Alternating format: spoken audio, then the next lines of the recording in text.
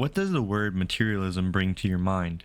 For me, I think of excess beyond what you reasonably need and an obsession towards objects. Materialism is defined as a tendency to consider material possessions and physical comfort as more important than spiritual values. There has been times in my life that I can say I was more worried about material possessions. Well, the Bible says in Matthew 6:21, wherever your treasure is, there the desires of your heart will also be. Jesus gives us great wisdom in this verse because he tells us whatever we assign the most value in our lives, that's what our desires will resemble. Have you ever wanted a possession so bad that you thought to yourself, if I just had this, then I would be happy or content?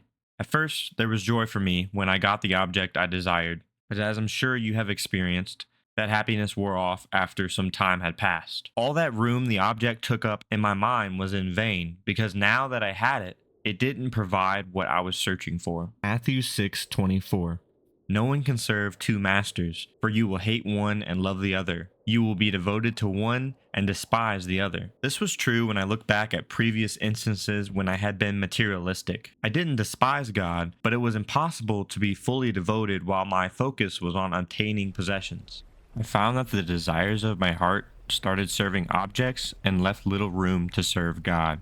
Materialism plants a seed of selfishness in your heart, whether you realize it or not. Think about it. If you're so worried about buying possessions, what room is left for you to consider others?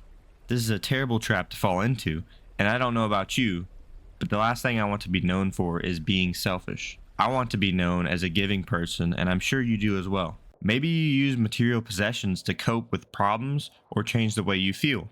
In my case, I tried to fill a void with objects and quickly found out the happiness or fulfillment objects supplied was only temporary. Matthew 11:28. Then Jesus said, "Come to me, all of you who are weary and carry heavy burdens, and I will give you rest."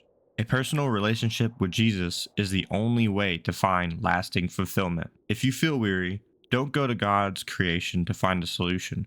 Go to the Creator Himself. The only time I ever feel true peace is when I go to Jesus and give my problems to Him. God created you and me, so when we have problems in life, we should go to the one who gave us our life to begin with. If you made it to the end of this video, thank you for taking the time out of your day. Check out my last video on the good news and what Jesus did for us on the cross. Thank you for watching.